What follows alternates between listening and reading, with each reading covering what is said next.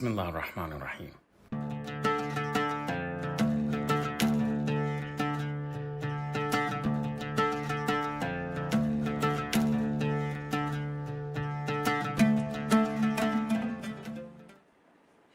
Salam, hello, peace to you all, and welcome to a very special episode, not only of the Office Hours weekly, more or less, live stream program on my channel. Of course, I'm Adnan Hussein, but also a special edition of Guerrilla History podcast, of which I am co-host, and I'm joined today by my co-host, Henry. Henry, it's great to see you. Nice to see you as always, Adnan.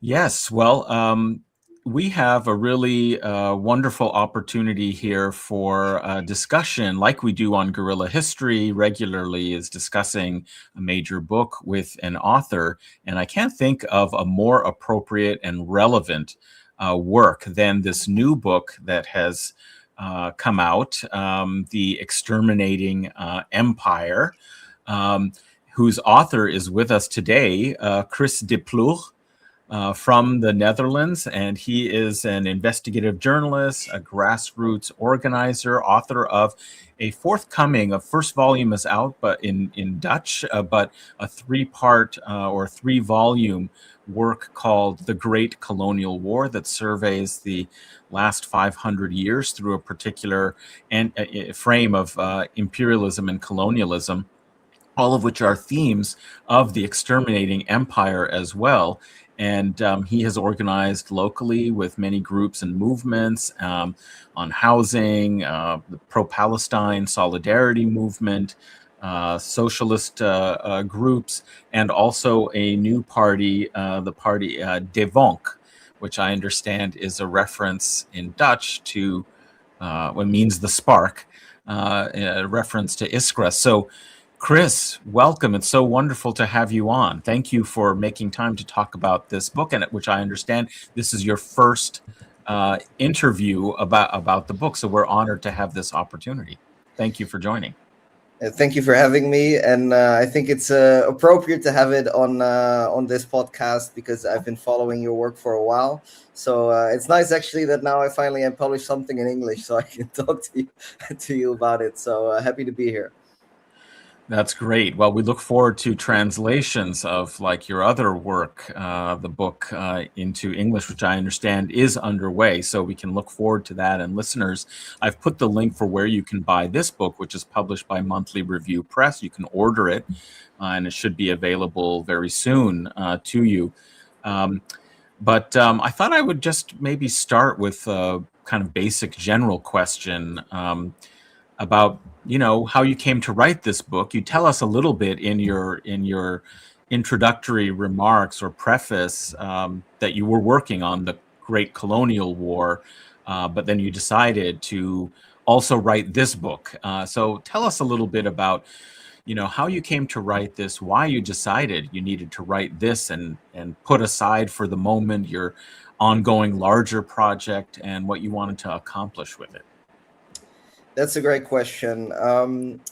Maybe it's good to start with the Great Colonial War because it's true that it started with that book trilogy. In fact, at some point I thought this would be part 4 of that trilogy, but I decided it would be a separate book. But the Great Colonial War really started, it's not just about the last 500 years. It really starts actually from the Second World War, from fascism and Nazism, which of course is kind of considered, especially in the Western world, and you know, I'm in the Netherlands, as this kind of moral anchor and moral compass for good and evil, and kind of the ultimate evil and how we understand the world. And that's why it's very effective to use that as a kind of opening to then expand from there and show what you think is, you know, in liberal history, some kind of aberration from Western history, some kind of comet who fell from the sky. You know, Nazism had nothing to do with colonial history or capitalism. To really deeply infuse that into the history of colonialism and capitalism. Of course, the whole colonial boomerang thesis is not necessarily original. There have been many before me who have done this. What I do think I do quite effectively in that work is really getting more into the nitty gritty, the historical, the factual, really kind of giving the proper factual historical narrative and basis for what someone like Aimé Césaire perhaps did much more poetically, beautifully, of course. So that work kind of, I was already writing that before the genocide in Palestine started. And I think in a way what the Holocaust is for many people of the older generation, Palestine is for the younger generation. But what I do notice, and I'm also active in the Palestine movement, of course, is that engagement with Palestine does not necessarily mean that people get a coherent worldview, that they necessarily understand how, the genocide in Palestine is related to global capitalism or global imperialism, let alone things like climate breakdown. And of course, some of these connections are being made more and more. But what I really wanted to do with this book is really dive a bit deeper and give people a coherent worldview. But also, what I did in this book, what I didn't actually do in the Great Colonial Wars, I have a long chapter at the end talking specifically about strategy as well. Because I think that's one of the things that we are lacking sometimes in our movements, is that we talk a lot about all the problems. We sometimes talk about the solutions, if we somehow take power, but actually how to get there is one of the most difficult questions. And I'm not saying that necessarily I have all the answers, but I think at least trying to get there and trying to think through these questions are one of the most important things to do. So these are some of the things I set out to do with the book. And we were talking a little bit before that it's actually hard to touch upon everything because I cover so much ground in the book. So we'll try to do that. And as I expand, I'm sure it'll get clearer and clearer about why I wrote it. Yeah. Absolutely. Well, I mean, it is about many, many topics and their interconnection. So I'm very interested in how we will pull on the various threads and what Henry will also want to focus on. But I did want to, before we get too far into this, since I neglected to do so at the very outset, is first say the full title of the book, The Exterminating Empire, Capitalism's War on Life from Palestine to the Burning Planet. So you can see that it encompasses, many different kind of components of what this exterminating empire is. And maybe that'll be something, Henry will want to ask you about how you put those together. But I also wanted to remind everyone is that we always try and do a fundraiser, on these live stream programs in particular. And I will put, it's already in the description to this video, but I will put in the chat for people who are live on YouTube, the fundraiser that we've been doing for the past several weeks, which is for my students who are taking an online course in Gaza. So these are students who have been surviving the genocide, but trying to continue their education in various ways. And we're doing an additional fundraiser on top of the generous support that this audience and others have shown for the whole kind of project of the small private online courses being offered in Gaza by MIT-X and a project organized by MIT graduate students in solidarity with Palestine and in response to the genocide and, of course, the scholasticide most specifically. But right now we're organizing a fundraiser in addition for students on their final research projects to help them with supplies, materials, resources, tech, other kinds of things that they might need to do their historical research on anti-colonial resistance and to do it in creative ways in various formats that they might be able to share it, and hopefully including some video essays and oral history projects and audio podcast type episodes that we will of course share on this platform. So please be generous if you can and support this small effort to at least support students in Gaza to be successful in achieving their aims and goals for the course. So without further ado, let me turn it over to Henry to see where he'd like to start in this discussion. Yeah, I'm very excited for this conversation. I'm really looking forward to talking with Chris. Before I turn into the first question, though, I just want to make two quick notes. First is that Chris is not the first member of Devonk that's been on Guerrilla History. Listeners of the show, longtime listeners of the show, will know that about 2 years ago, we had Jay-Z Veldhuizen on the show for an episode that was titled Zionist Rampage and Narrative Distortion in Amsterdam. Really interesting episode. I highly recommend those of you who are more recent listeners of Guerrilla History, haven't been listening for more than 2 years, to go back and check out that episode. It'll be related to the discussion today, I'm sure, but it was a really fascinating conversation that we had with Jay-Z. And then second notice is that I mentioned this last time we had one of these live streams at Non with these final projects of the students that you're doing. I'm still pushing for music as a way of getting You're some right. of You're these right, Henry. analyses out. I was just thinking we're talking about extermination in the conversation today. We will be talking about extermination, not just extermination of a people, extermination of species, exterminations of ways of life. I know that I had mentioned that I had written a song called Alienation last time, but I also have another song that's about cultural genocide and the extermination of a people, causing the extinction of entire languages. Now, that's not exactly the same situation that we see in Gaza. We don't have Arabic going extinct because of the genocide, but we do have an extermination of life writ large, which is where I'm going to go into this first question for Chris. Chris, in the book, you use the term omnicide. So the killing of all life. We often hear the term genocide being used, but you very intentionally use the word omnicide to describe what's happening in Gaza and across the planet. This is also connected with, the linkages that we were talking about earlier in this conversation. So you argue that the destruction of olive trees, water infrastructure, soil is inseparable from the destruction of the Palestinian people as a people. Why is it important that we understand genocide and ecocide as twin operations rather than as completely separate crimes? Actually, I think this goes quite deeply into the whole capitalist ideology separating man from nature, or even I would say man from their surroundings and our interrelations. It's actually extremely logical that if you want to destroy a people, you need to destroy the land that they depend on. You need to destroy the ecosystem that they depend on. And there's this myth that we have quite strongly, even within climate movements and environmental movements, that people often say, like, humanity is the virus, or in the Anthropocene, or like humanity is the problem, even though we know now from a lot of research that human societies have interacted quite well with nature. In fact, they have quite often co-created ecosystems. I give various examples in the book, whether it's Native Americans shaping the Great Plains, and vastly expanding the range of the bison, or whether it's Palestinians standing for olive trees. We also know actually that olive trees survive a lot better if they are tended by local people than if they are just randomly left on their own, or whether it's the Amazon rainforest, where we know now that a lot of areas there are some describe them as human gardens more than some kind of pristine wilderness. There is a co-creation constantly going on. And when you depend on your environment for food, on your environment for your livelihoods, if you want to destroy people, you need to destroy their ecosystem. And this is what we see actually very, very consistently. It's not just in Palestine.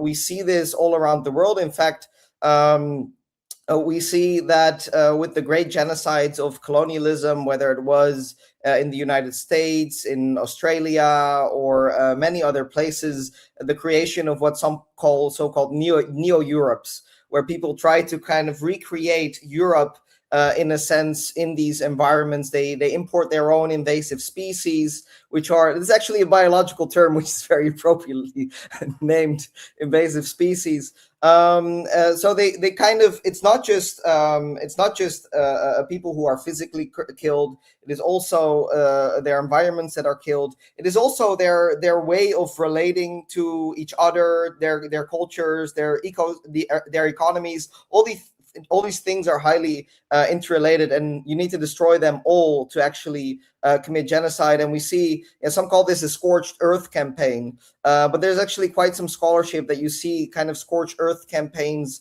kind of globalizing since the 16th century, since the massive global expansion of colonialism and imperialism.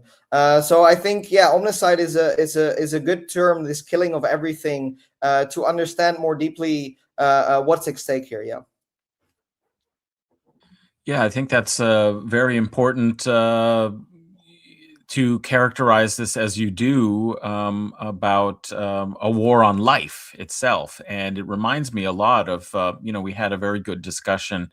We've had more than one, I think, with Jason Moore about Seven Cheap Things, as well as other aspects of his work about the Capitalocene that also tries to undermine this idea of the Anthropocene and remove the real critique of the environmental devastation from, to human intervention, as opposed to the particular form of intervention under capitalism as the real culprit for the devastation of the planet and the destruction of peoples, and bringing those two things together. So I think this is a very important kind of line of inquiry to link these things.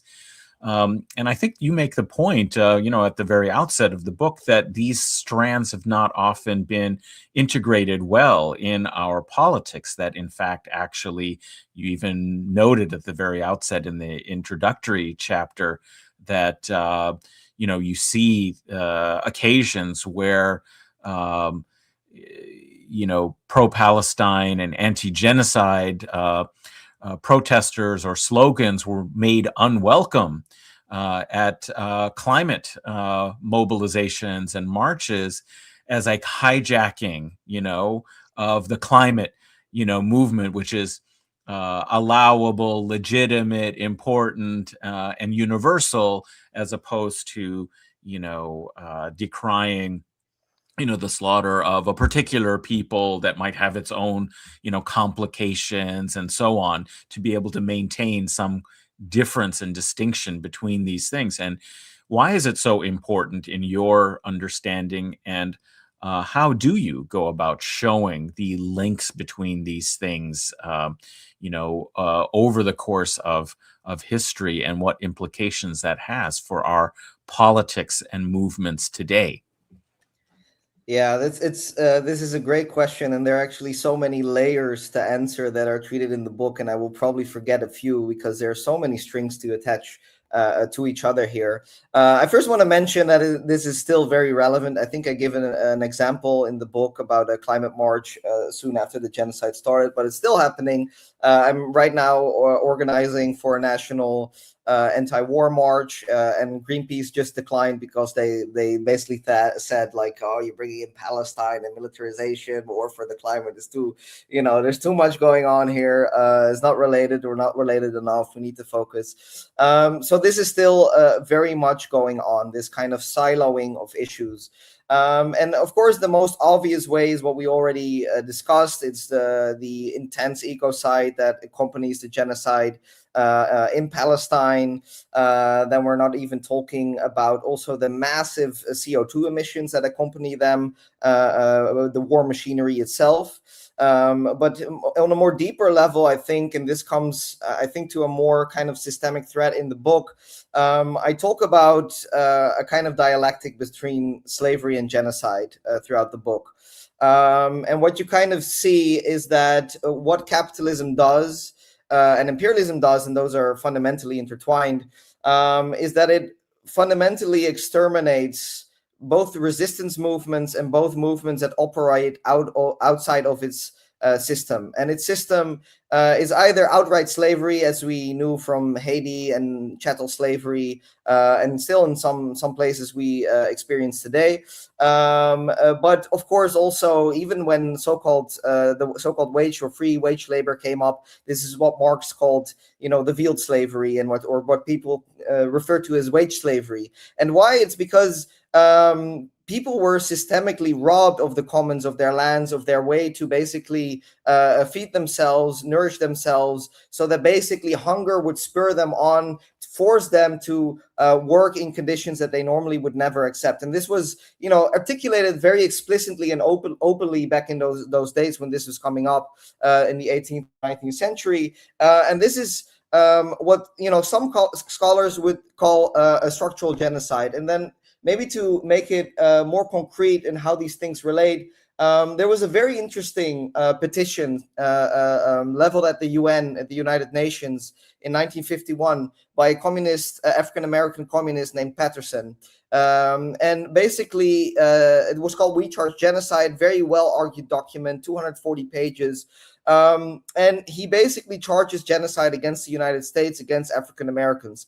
And he mentions, of course, the systemic lynchings. He estimated about 10,000 black people lynched, and very brutal ways, very open ways. Sometimes people also forget that these were not like in some ways hidden, right? These were, neighborhood parties, pictures would be spread on postcards and sent around the country. But that was not actually one of the main ways that the genocide argument was made. The genocide argument was made also about denying the means of life to a people. And he basically says that the lynchings were only the more kind of active, violent method that would intimidate the black masses to accept a kind of subhuman, be accepted as a subhuman labor force for capitalism, for the profits of corporations. And that's why he called this a genocide for profits. And he shows that the unequal material standards between the white and the black population led back then about 30,000 extra excess mortality per year, 30,000 killed. And actually, I took various studies together, showed that actually if you put them together, the figures from 1940 to 2020, it's about 6 million dead. So we're talking about massive numbers. And I think what you see basically at the level of Palestine, if you zoom out globally, what sometimes the thing about settler colonialism is, the apartheid, the racial apartheid is so blatant and in your face because it is local. But of course, colonialism kind of by all these artificial borders and distance kind of masks a global apartheid system that in a very similar way creates enormous distance in what people will have to accept in terms of their living standards, their wages, but also their environmental standards, the pollution they have to accept, and all these things in the factories, the smog, which also obviously impact their living standards. And I think what you see basically, the genocide in Palestine is a kind of open lynching that forces the global South to basically stay in line and accept this kind of structural genocide that basically also is intertwined. This structural genocide, these lower living standards, is also essential to make them accept wage slavery at a level of super exploitation that would normally never be accepted. This is deeply intertwined, as I said, like on the both active level, when we're talking about active genocide, the more kind of blatant genocide in Palestine, we see ecocide and genocide combined there. But on the more structural level, we see the same thing, right? We see how many Indian cities are working in vast, like even if we look at climate breakdown, people often talk about how unequally, the deaths from hurricanes, typhoons, and things like that are divided across the global South and the global North. But even the direct pollution, the direct air pollution in cities already kills millions every year. Even if we're talking about the lead pollution, if we're talking about all these other forms of pollution, they obviously also have an impact on structural genocide. So they are fundamentally interrelated, both on the ecological level as on the human level, but also on the both structural level and the more active level. And you see that even when there's a more kind of structural relationships of exploitation, super exploitation and structural genocide, but not an open attempt at annihilation, you see that when resistance pops up, that can become genocidal. Look at Vietnam, look at Gaza today, and look at so many other places. So I hope that answers your question. It was a bit of a long tangent.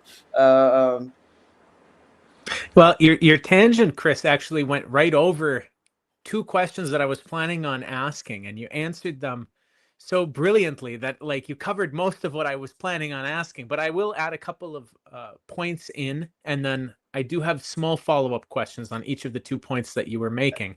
So your point of structural genocide being connected with pollution is a really brilliant one that I think that more people need to acknowledge. And we have many examples of where we have major studies that have been done on the ways in which pollution is placed onto populations, not only in the global south, but also minority populations within the global north, so that profits from corporations are extracted by certain populations within these societies, and the effects of pollution from those same industries that capital is being extracted from are then being placed onto completely different populations. So you have one group of people that are taking the profit and another group of people that are bearing the cost environmentally, and as a result, their health.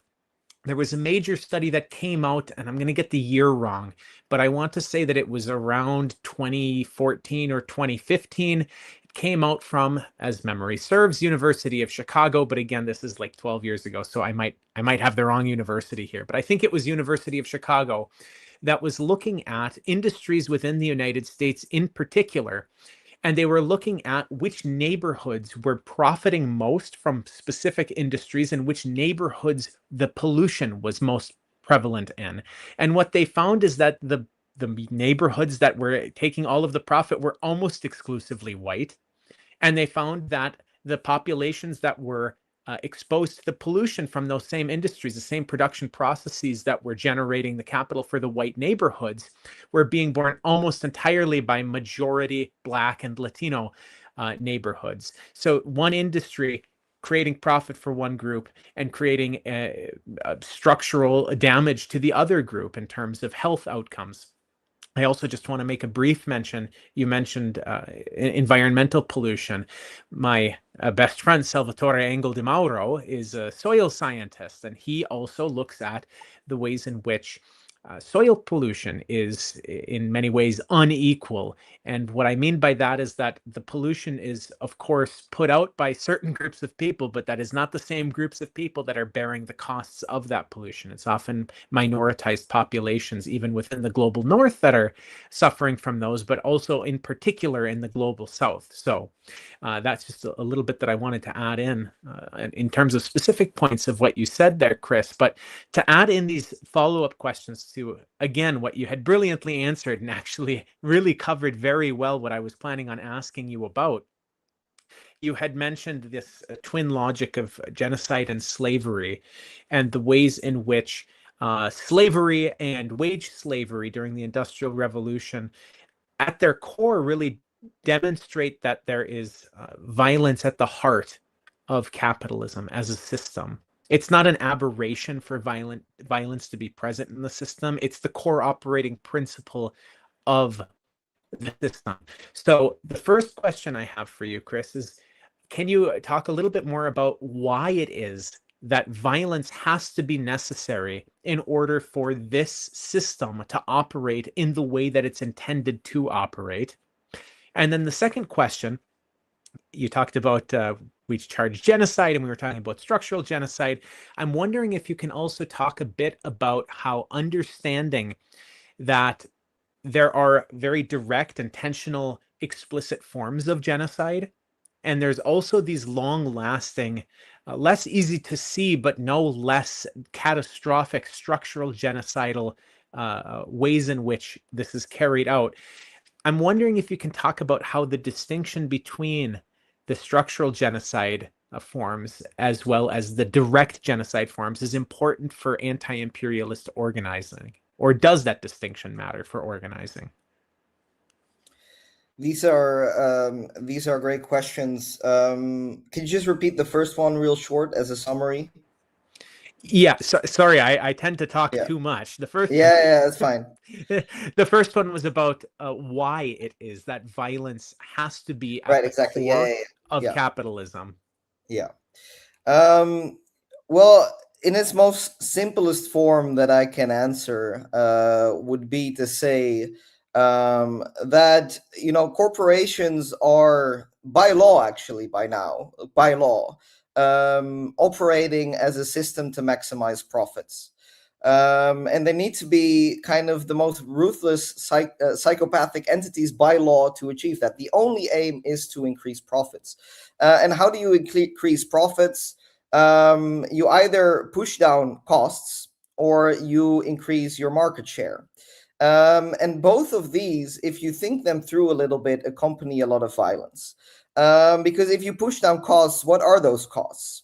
They are labor, whether it is human labor, the people working in the factories, whether it is unpaid labor that are kind of pushed to the sides because actually those humans first had to be raised, had to be clothed, had to be fed, have to be taken care of by healthcare to do their work, or whether it's the soils, whether it's the resources, which are obviously also created in incredibly complex, interdependent labors of life within the ecosystem.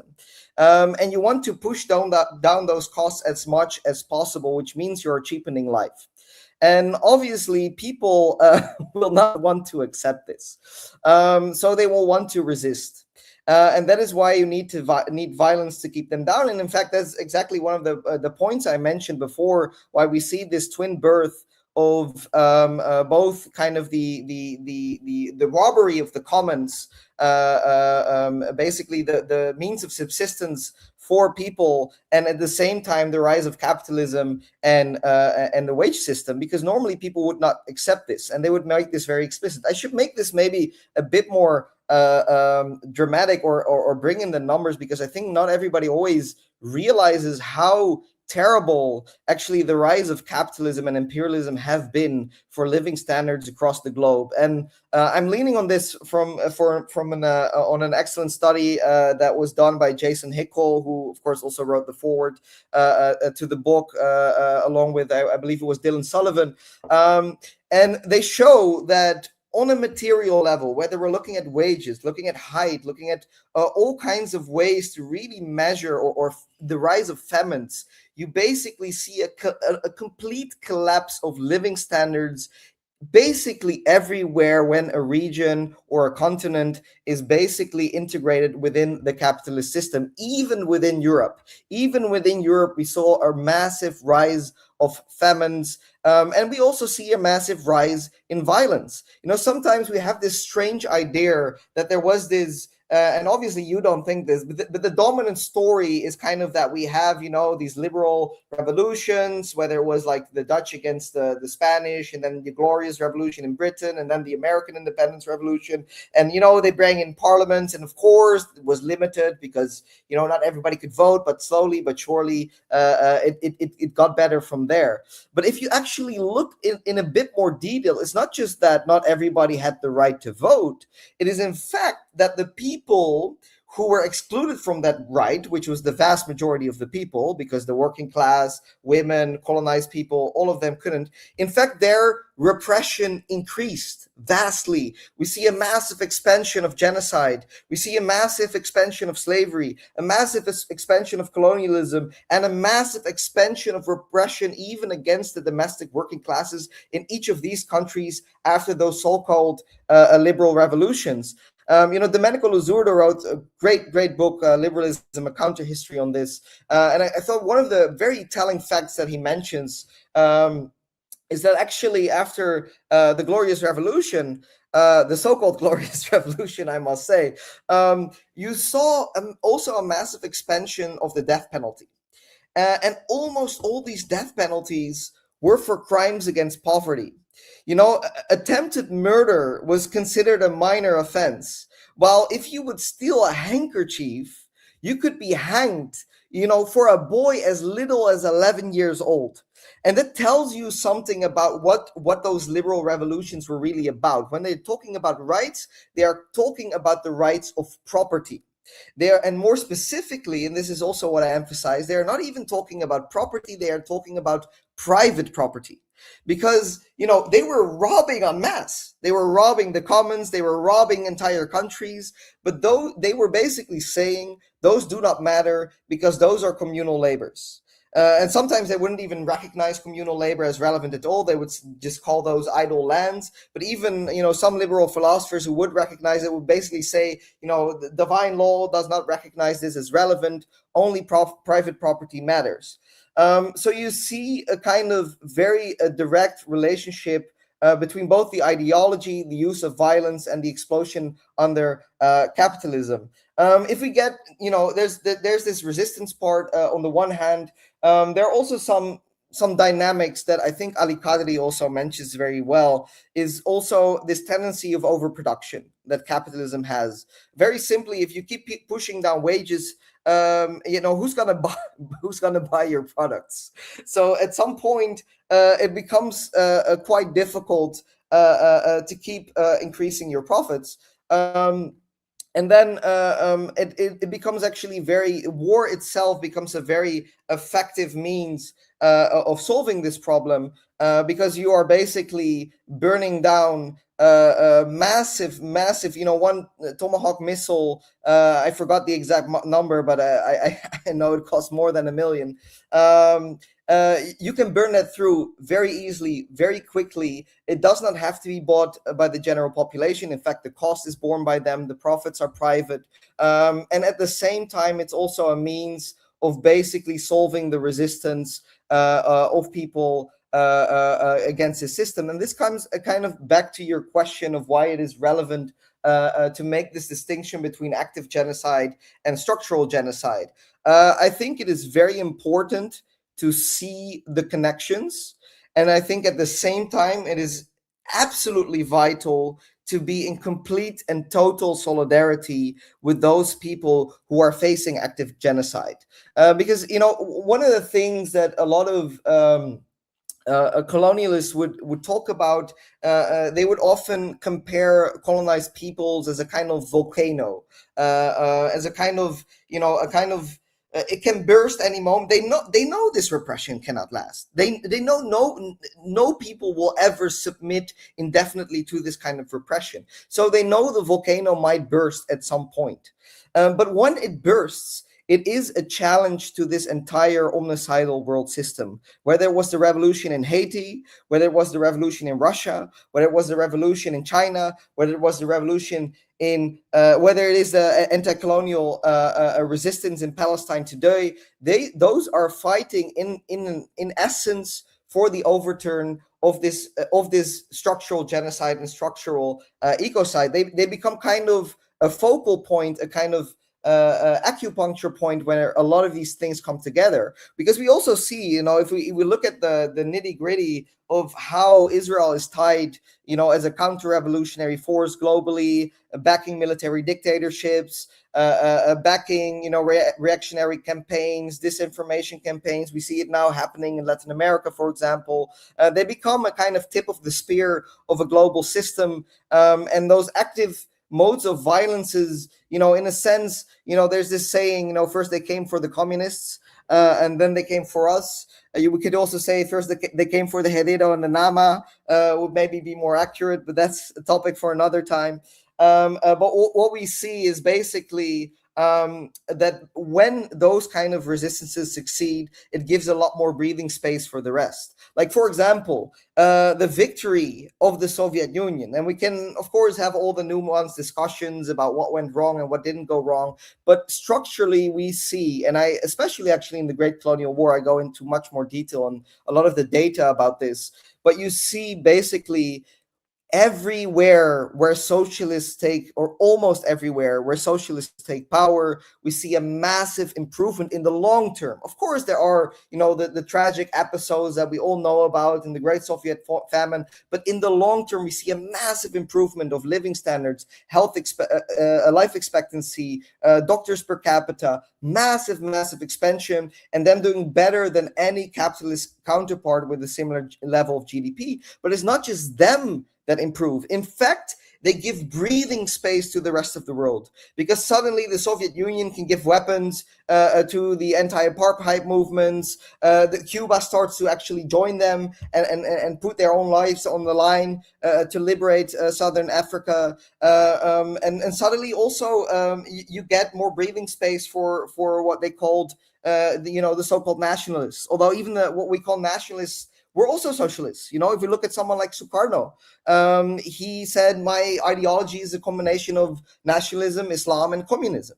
They had their own interpretation, but there was, some economic level, some level of nationalizations, of welfare policies, of taking back the economy. It was more than just a cultural product, more than just fighting for flag independence. Nobody's gonna shed their blood in a national war of liberation just for a flag. They will fight for the land. They will fight for real material improvements, as Amil Cabral said.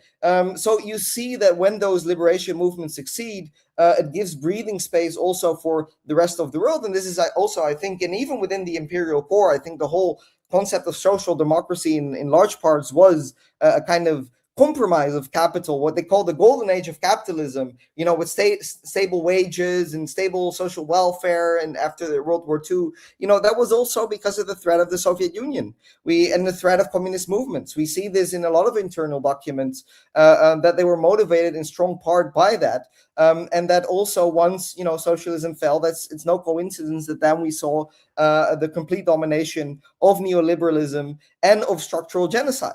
In the 90s, in 1996, at probably the absolute height of US power in the World Health Organization publishes its communique saying that we see a massive resurgence of all these preventable diseases that were retreating before, and that there are about 50,000 daily deaths per capita from a lot of diseases that you could save those lives at $1 per person. $1 per person. So basically $50,000 per day to solve that. At the same time, the United States is spending $1 billion per day, if not more, on the military, which is intimidating all those countries. It's the same period where this thing called the Ledeen Doctrine was coined, where some policy officer at the United States said, basically, Ledeen said, yeah, every few years or so, we need to smash a little country against the wall just to show we mean business. And this is exactly this kind of lynching that I'm talking about. The logic of the open violence. Sometimes I think within liberalism, we kind of, there's this hesitance to see the rationality sometimes in, for example, how openly Israel commits this genocide and how openly this backing is. And I think this comes back to, and maybe if you want to cut me off, by the way, I'm connecting a lot of tensions, but, I'm just going to rabble on. But I think, this has something to do also with the predicament we are in. Fascism was not an anti-liberal movement. It had its issues with liberalism, but it didn't have issues with the original aims of the so-called liberal revolutions. The aims of a small part of the population being the master race and dominating above all others in those hierarchies. It was basically becoming scared because, just as Losurdo very well argues in a counter history of liberalism, is basically that a lot of that rhetoric about this human rights and those parliaments and those voting rights, they were being co-opted by movements that were not liberal. They were not speaking about them. When the Haitians rose up in revolution, and just before we had the so-called French Revolution, with slave owners who were part of that, with still no voting rights for the working classes. People who claimed those rights, they were never meant for. And what happened is basically that those rights were being co-opted from below. And that's when fascism basically says there's a revolutionary threat and we need to, go back to the more open methods of violence and do away with all these parliaments. And I think we see a similar conjecture, a moment in history today where basically, and this time it's less of a threat from domestic communist movements and it's much more of a threat from obviously the rise of the global south, and then especially obviously China, which is threatening to basically turn over the imperial arrangement. And I think that's why we see a kind of return to this more open mode of violence. I think this is why we can explain a phenomenon like Trump. I think also it's very telling actually about the liberal center, how they treat Trump. There was this moment, I believe it was Marco Rubio, who gave the speech in Munich. And he got standing ovations from the whole liberal center in Europe, even though he gave the most explicit colonial speech that we haven't heard for decades.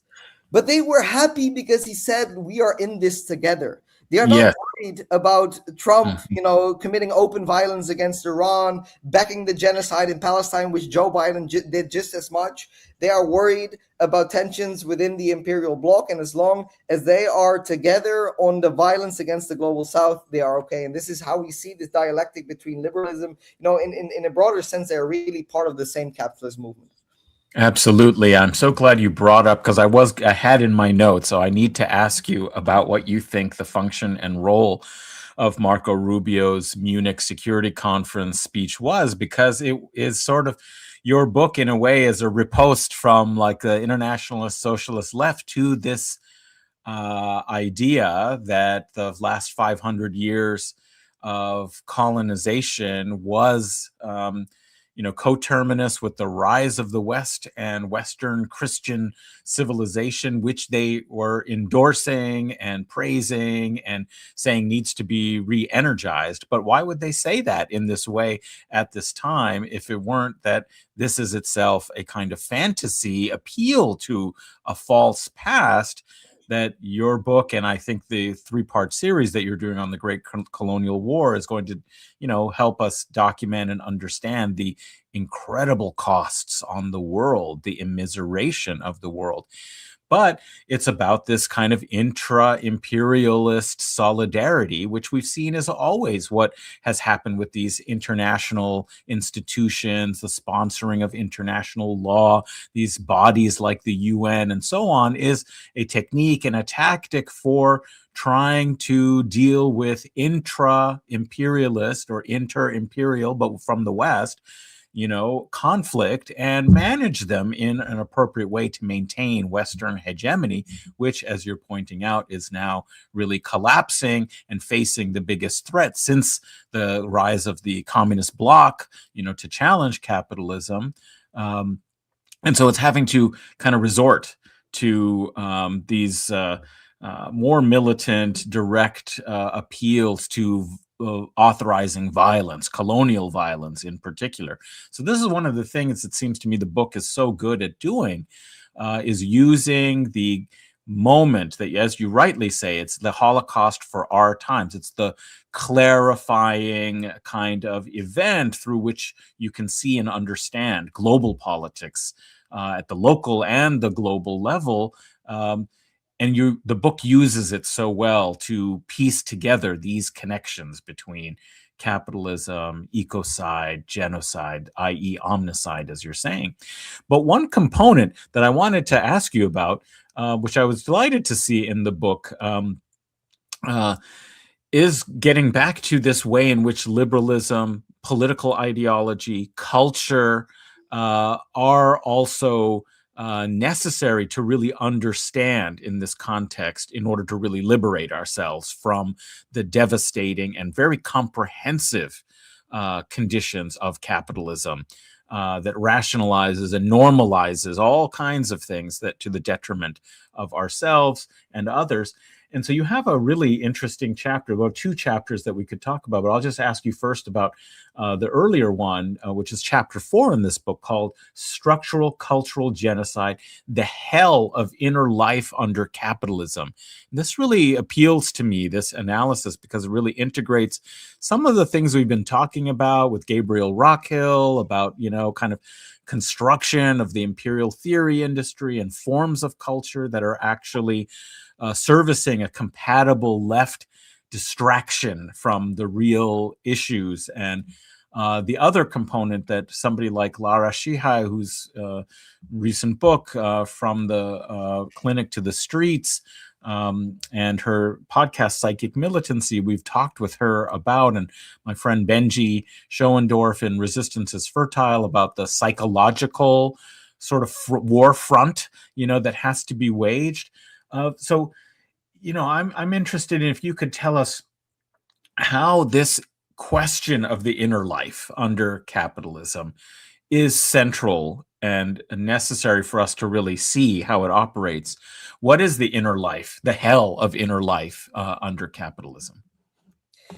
This again a big and great topic with many layers that I'm sure I will forget some of them. But maybe I think there are multiple levels that this operates, right? There's on the one hand that I think your conversation with the great Gabriel Rockhill was probably mostly about that's the ideological plane and the kind of intellectual plane, and how that is controlled. And I kind of summarize a lot of the studies and, the political economy of which theories become more dominant, that are, less tied to actual material analysis and revolutionary struggle. And on the other side, and obviously postmodernism plays a huge part in this, getting excessively focused on, words and culture and symbolism. And on the other side, you see, that this is what is aimed, and it's not just obviously the university and these theories, it's also the media, which is still highly dominated by the Western world, that we sometimes don't even realize the extent to which it is. And I give a lot of the data in the book, but at the same time, we also see kind of that the lower classes and the working classes at the same time are basically cut off in general from basically education. We see a massive defunding of education budgets, especially obviously in the global south. A lot of this was pushed by the IMF and the World Bank, obviously, in the 90s and 80s. And you see a kind of I think there was one data point that there was a moment in Brazilian history that Madison Avenue was spending about equal to 30% of the entire Brazilian education budget in Brazil.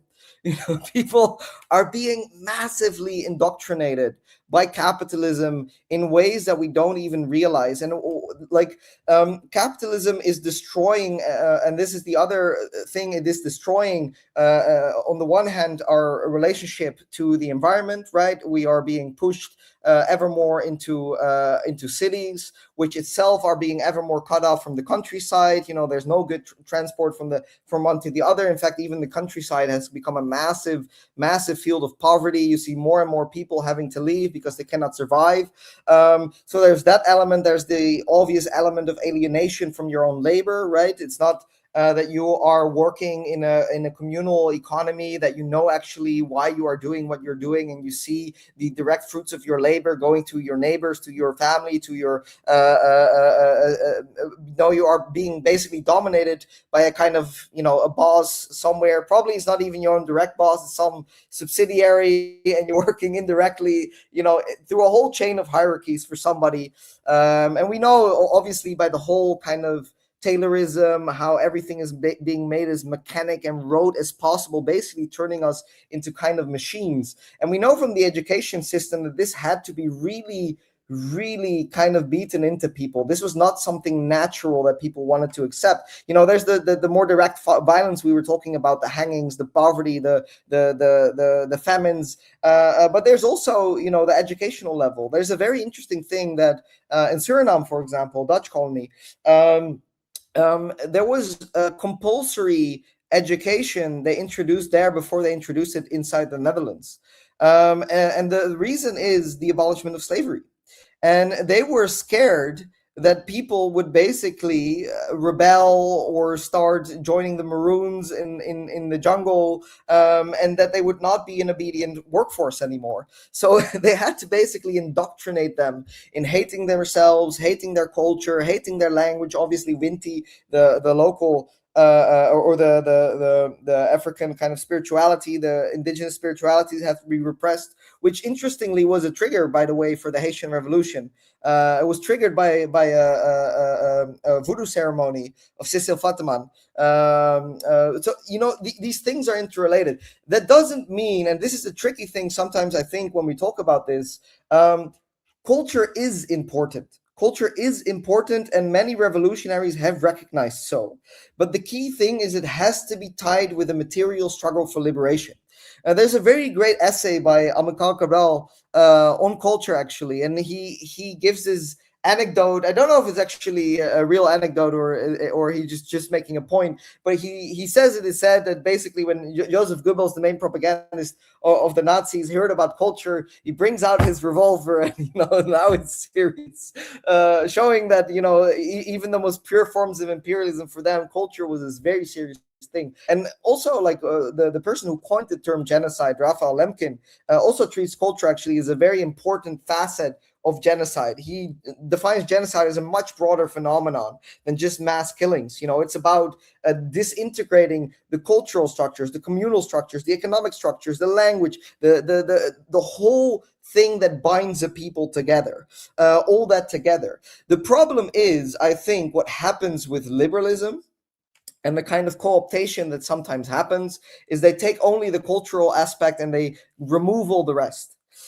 This is how we get somebody like a Mobutu who renames Congo Zaire and has all these traditional African dresses and is decolonial and then is in bed with the CIA, was literally helped into power by former colonizers who murdered Patrice Lumumba. And this is why Amilcar Cabral at the same time emphasizes, yes, culture is vital, the self-respect, the dignity is vital for resistance, but at the same time it has to be rooted in a material struggle for liberation. And this comes back to maybe on the one hand we have the kind of indoctrination of the upper classes with the dominance of the media, of the academy, certain tendencies there, or whether it's the shadow banning online and all these mechanics that we have. At the other hand, we see a kind of mass alienation of life being pushed on the lower classes. The alienation whether it's the alienation in the factories, whether the alienation from their environments, whether it's the social media platforms that are literally created to create, dopamine dependencies. They are created to become addictive. They are created to suck you in. And, not for everybody this is even political indoctrination. It might be the most random type of content on TikTok just to distract you from your woes, from your ills, to push you into your own screen, and basically take you out of your environment and numb you to the pain that you are experiencing, which in a lot of ways, they used to do this with opium. They used to do this with tobacco. This was also massively pushed among the working classes, even also in the global south. In Indonesia, this was also a big thing. So we see this kind of alienation of life being pushed on multiple levels. You see basically the ruling classes being indoctrinated to become the handmaidens of imperialism. And this was even more blatant, obviously, in the colonial times. Like a lot of those universities were literally founded by colonial powers to create collaborators. And at the same time, the rest is supposed to become alienated from life. It's supposed to constantly also internalize these constant pressures, right? We don't have time. We don't have resources. We're constantly scrambling to survive. And at the same time, then we have to, do a mindfulness course or or go to therapy or, nothing against these things. I actually go to monasteries. I meditate. That's not the problem. The problem is that it's about internalizing your own problems. And Fanon said this very well, that the real liberation comes not from internalization, but from externalization. It's from basically seeing where the real cause of those problems lies and organizing to fight them. That is real liberation. That is what ignites the fire inside yourself and basically transforms you as a person. And that's when you start to organize and basically make a revolution. Listeners who are interested in your discussion of Mobutu, I'm going to make a recommendation before I turn us to the next question. So on Guerrilla History's African Revolutions and Decolonization series, we have 4 or 5 episodes that are like over 2 hours long each on the history of the Congo and the present situation in the Congo. And in one of the 2, or possibly both of the 2 episodes that we had with Georges Nzongola and Talaja, we discussed the history of the Congo and talked quite a bit about the Mobutu era and exactly what Chris was talking about with regard to the way in which Mobutu was supported and brought into power really by the CIA, but then has these cultural callbacks while he's in power to placate some certain segments of the populace is something that we got into in that episode quite a bit. So instead of discussing it more beyond what Chris already did, I can just recommend listeners go back and listen to those episodes that we did with Georges Nzongola and Talaja on the history of the Congo. And that section in particular was pretty interesting in those conversations. But to turn us to a slightly different topic here, Chris, one of the things that was pretty interesting in your work is that You have this discussion of philo-Semitism, the proclaimed love of Jews by Zionists. And you write that it's actually a form of anti-Semitism. You then go out and talk about Joe Biden's statements on these sorts of topics. You talk about analyses of how Jewish fascists and anti-Semitic fascists work together to uphold white supremacy. I'm wondering, because this is really interesting, I'm wondering if you can, on the show now, explain this dialectic. What does it mean for how we understand the relationship between Zionism and the far right? This is again a topic. There's a lot to uncover here. In fact, 1/3 of the part 2 of the Great Colonial War is entirely about this. So there's even much more that I deal with in this book. But where to start? So there are different layers to this question. The first thing to understand is that Zionism is originally not a Jewish tradition. It is a Christian tradition.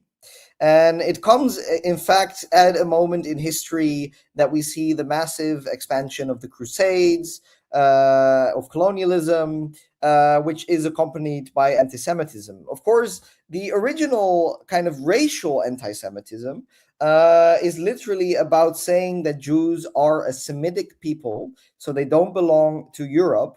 They belong to West Asia, so they are kind of an intruder.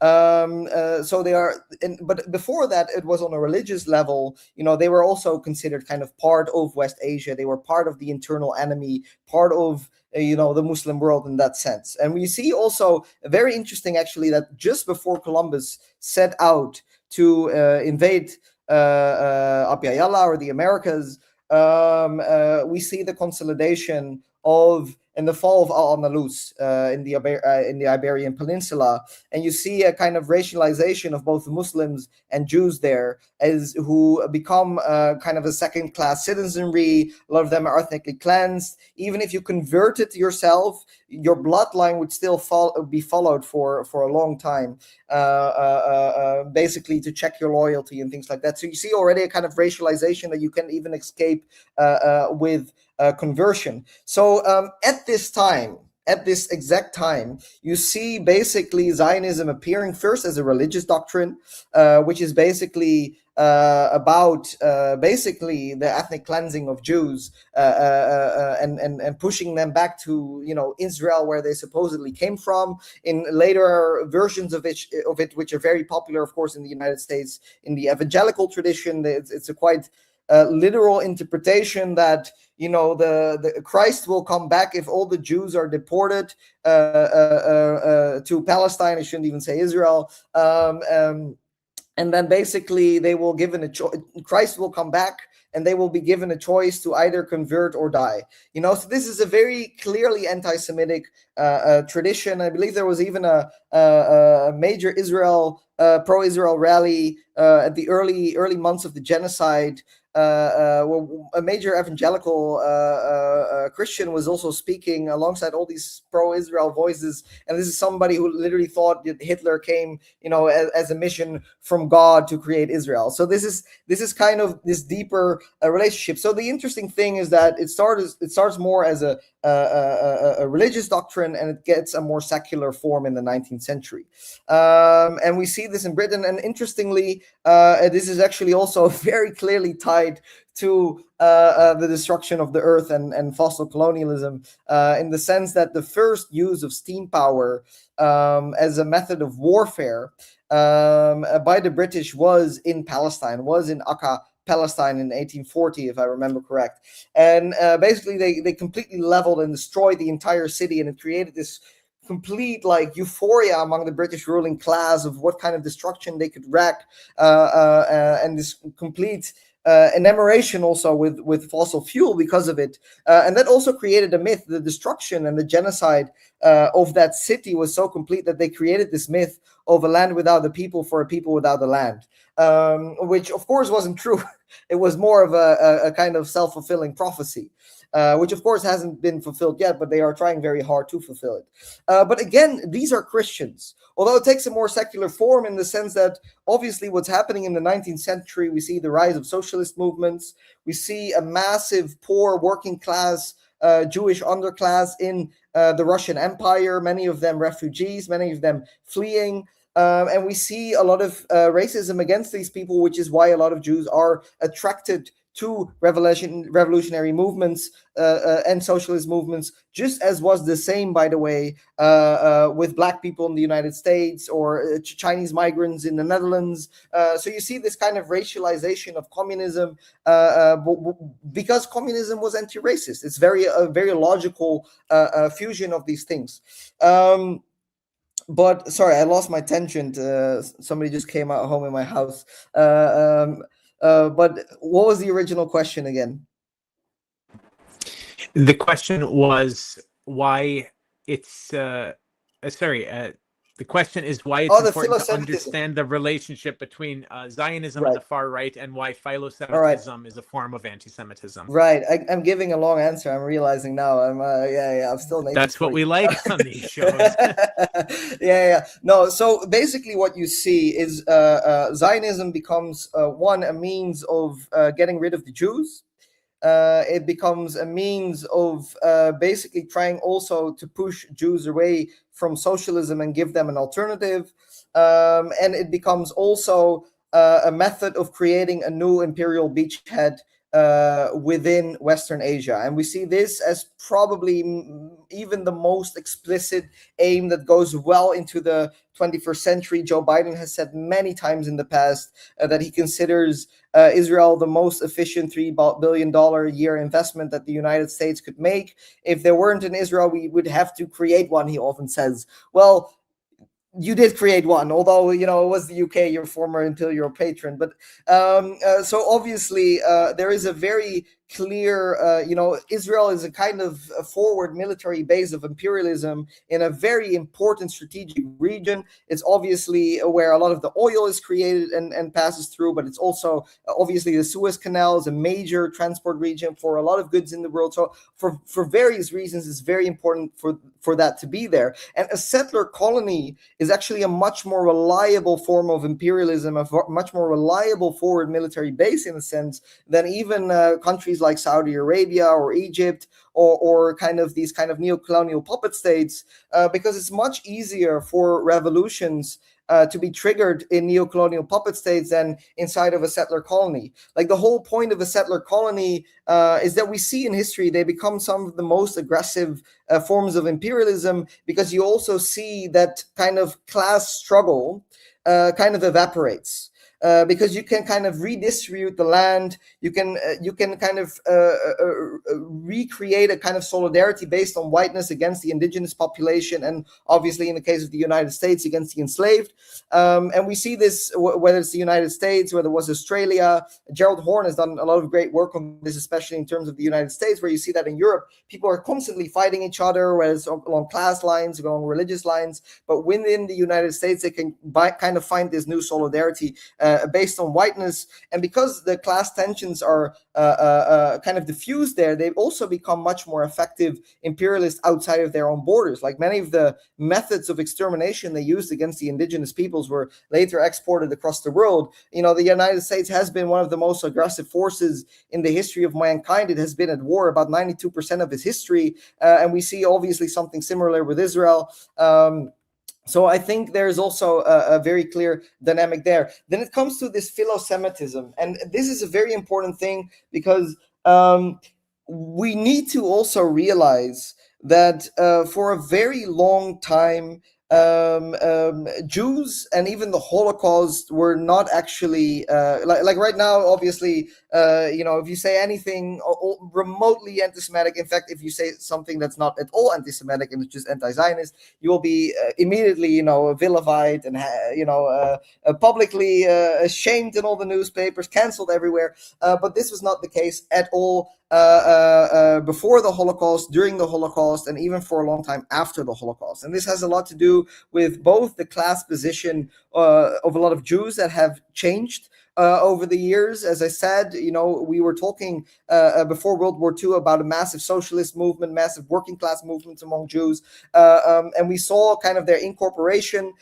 within the imperialist world after World War II, which also, by the way, happened with the Irish. This is not a completely unique thing of kind of becoming white, becoming integrated into the imperialist project. But the real turning point, like even after World War II, in the Netherlands, the Holocaust was not remembered until 1966 in the official commemorations. Before that, it was just this kind of nationalist mythology, about a resistance nation, and only the soldiers were, or even the royal house, which literally the prince was a Nazi, but okay, it's an actual card-carrying Nazi member. I'm not kidding you. And he was like at the forefront of those commemorations.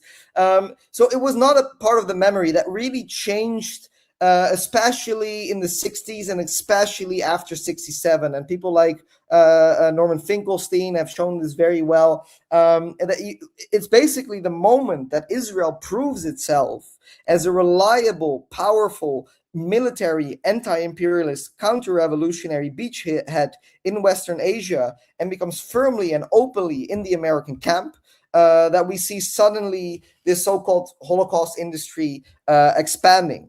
And what this means basically is that Jews are welcome. In fact, their trauma is even exploited, and the Holocaust is constantly exploited, basically if it serves a certain function.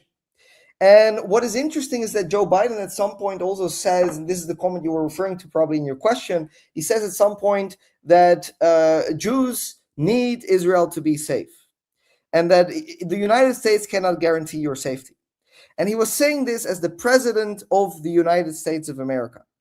And it's a very interesting statement, because if we look at the implicit statement about that, he's basically saying, if Israel is gone, I will not protect you.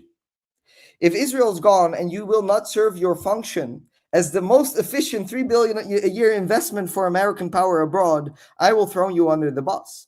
And I think this is very clear. And in fact, we can go back to the 30s, because we've more in less extreme manners. The Nazis were very anti-Semitic. I would not call them philo-Semitic, but they did have a relationship with the Zionist movement, a quite strong relationship. Sometimes people underestimate this. A PhD from Eitan Bloom looks into this very well. Also, that's a great book on this. There's another PhD by this Israeli scholar called Eitan Bloom, which also goes into this in quite a lot of detail. But the relationship was material, economic, even ideological.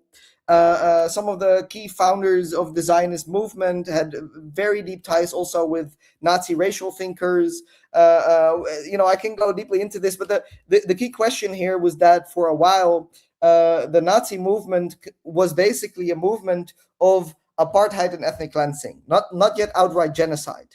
And basically, when that strategy started to fail, they went over to outright genocide. And I think this is a warning. And obviously, a lot of those Zionists who collaborated with the Nazi regime, and even also disproportionately, by the way, within the so-called Jewish councils, I think with those, if I remember correctly, the figures from the surveys with those of a political background, about 2/3 of them were Zionist. So they were very dominant there, and that was tied to their ideological positions. We see even after the Second World War, by the way, that Israel, for example, was deeply in bed with the Videla regime in Argentina, which probably, we hear it after the 7th of October, the biggest deaths, the biggest massacre of Jews ever since World War II. Let alone, we're not even going to talk about the whole Hannibal Directive and all that, but even just looking at the plain numbers, the estimate is that about between 3,000 and 4,000 Jews were disappeared, murdered, tortured to death by a regime where, basically there were swastikas on police stations. Some people were tortured while Nazi songs were playing in the background. You see a very close relationship between Zionism and fascism that runs very, very, very deep. And I think the interesting thing, and this the last thing I will say about this dialectic to finally bring it home, your question between philo-Semitism and the kind of more blatant anti-Semitism, because I think, again, like I said, with Biden, there's even an anti-Semitic undertone in the philo-Semitism. Another example would be Churchill, right, who wrote this piece on the struggle for the Jewish soul, Zionism versus Bolshevism. And it's a long article with a lot of anti-Semitic tropes about how Jews were behind every revolution in history, and they are literally the Antichrist. This is how he talks about them. But there's also the divine, and that is the Zionist movement. And it's basically saying, we will have your back, but only if you are a tool of our imperialist forces, and otherwise you are the Antichrist, and we will fucking exterminate you. This is the subtext that is in there. But you also see a dialectical relationship between the philo-Semites and the anti-Semite, the more kind of openly neo-Nazi kind of movements, who kind of use this philo-Semitism, that is not really about Jews, that it's more about imperialism and Zionism. And they kind of use that to say, oh, see, Jewish people really control the government, they control the United States, refusing to see, obviously, the structural role that they play within imperialism. And they constantly point at each other and kind of feed on each other to become bigger and bigger. And then, obviously, once all these philo-Semites build up the police forces, build up the militaries, build up their institutions of repression, repress the very anti-racist movements that if an actual anti-Semitic power would ever gain power openly would be in solidarity with Jews. They are repressing them. And who will laugh last if they will inherit those police forces? People like Trump. So this is kind of the dialectic that we see between that, and I think it is quite dangerous. Yeah. Yeah, much to discuss there, and of course, it's very relevant to the politics of our time, the way in which the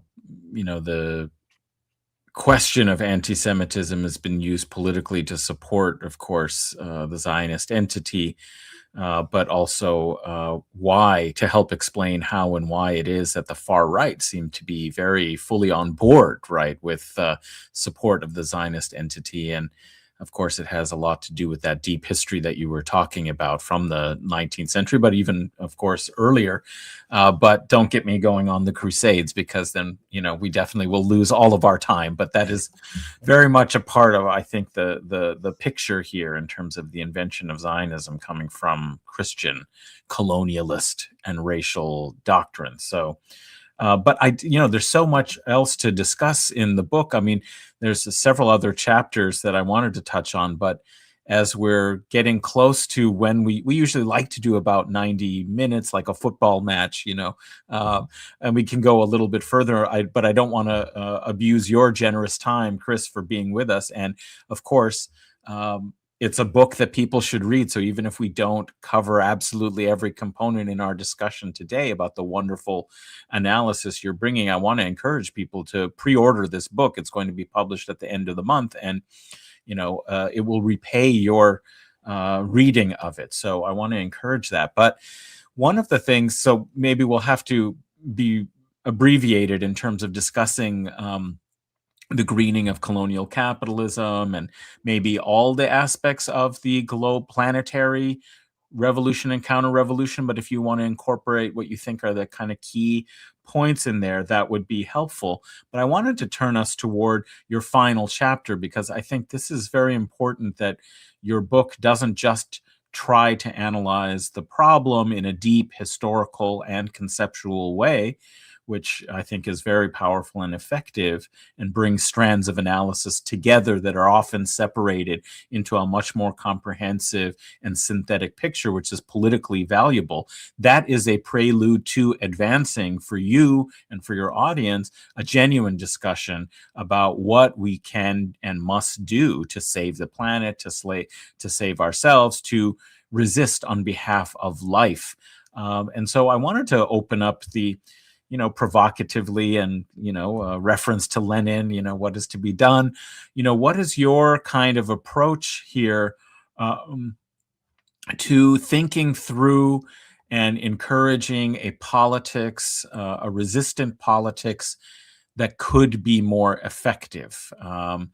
And so, what is to be done? What are your strategies, as you put it here, for the defense of life? And Right. maybe we can then get into some specifics, but tell us about how you take this up. What are your strategies? Right. And obviously this is a huge question, and a lot also depends on the local context, what is applicable in what context, and but the kind of broad strokes. I often, when I do talks also at for activists or other spaces, I often start with the fact that I think is, and I think I even start this whole book with that. We need about 30% of our productive capacity today to give a good life for every single people on the planet. And we're talking not just about, some, extreme poverty line of like 1.8 or $2.3 or whatever the latest poverty line is. No, we're talking about physical material things like food, clothing, shelter, but even like access to modern technology, laptops, telecommunication, a basic, decent human life for everyone with 30% of our productive capacity. And I think that is something very, very crucial to understand, because that basically means that the economy we have today, this capitalist system, is incredibly inefficient in providing a good life for all. Of course, it is incredibly efficient from its own perspective, which is accumulated capital, which is the whole point I'm making in my book. But it also shows you that, in fact, if we have a revolutionary transformation of society, that a good life for all is very much reachable. It's very much reachable within planetary boundaries, and that means basically, seizing the means of production. And I think there's a lot of very detailed kind of policy programs from various groups and international alliances, and that go into nationalizing the heights of the economy and things like that after you gain power. And I talk about some of that, but I think the even more difficult question, and that I treat more of the chapter with, is how do we actually get there? Because we can say we want to nationalize the heights of the economy, okay, great, but how do we actually get there? And I think that is one of the most difficult questions there are. And I think there are a couple of layers to that, but I think the most important and perhaps also the most simple thing is that the main priority of what we do in our movements is about building organizational strength. And building organizational strength has various levels to it. But one of the things we see is that, for example, there are, and Bevins also wrote a great book about this, that we saw kind of some of the largest protests in history, whether it's Black Lives Matter, it was against the invasion of Iraq, or was it 2010s, it was the Arab Spring, or in Brazil. We saw massive protests, very little change. And that had both organizational and ideological weaknesses, and I think they are interrelated. The organizational weaknesses is this kind of postmodern momentum that people are very afraid to actually create coherent, organized parties. And that doesn't mean, and I also go into some of the limitations of the Soviet Union and China, and we can have those critical discussions. But I think this kind of fear of replicating some of the mistakes of the past, and then basically fetishizing this kind of horizontalism and this post-ideological uprisings, has been much more damaging than anything any kind of socialist government could ever do, because it means that you're handing the reins to imperialism. Like, it means that you can destabilize power, but you cannot seize it because you are not organized. And it means that those forces who are organized are the forces of imperialism, are the reactionary militaries, are Al-Qaeda, are the neo-Nazis, or the neoliberal technocrats and those funded by the National Endowment for Democracy, and I can go on and on and on. So that is something very crucial, is building this organizational strength. Then it's the ideological clarity. And this has something to do with it, obviously, because there is a deeper root, obviously, in postmodernism, of this fear of actual building up actual organizational strength. But I think, and this is something, as somebody situated in the global north, I think also there's a very, very important point about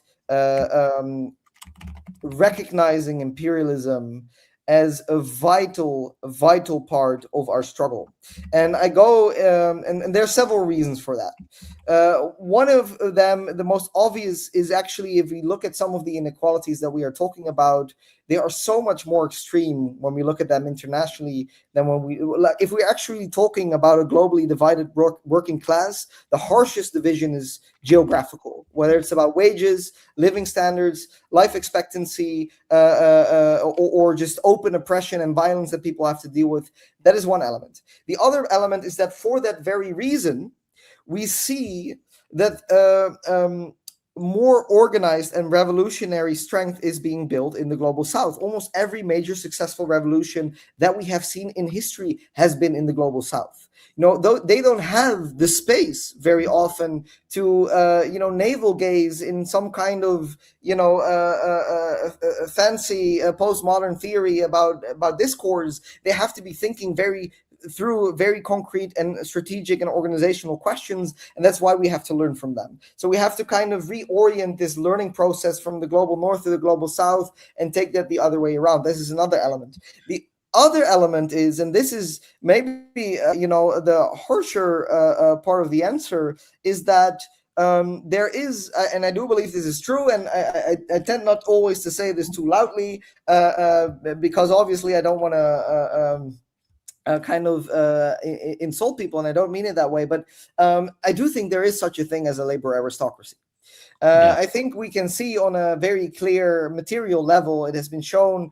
Zach Cope wrote a great book on this, and apparently he went off the ideological deep end, strangely, at some point, but still work is there. The Wealth of Some Nations, he showed on a very concrete level how the super exploitation of the global south is so extreme that people in the global north materially benefit from it. Now, I will nuance this a little bit, because we do know that the capitalism is such an inefficient system that it does not necessarily translate into better lives. In fact, we know that healthy life expectancy is higher in China than it is in the United States, even though they have a much lower GDP per capita.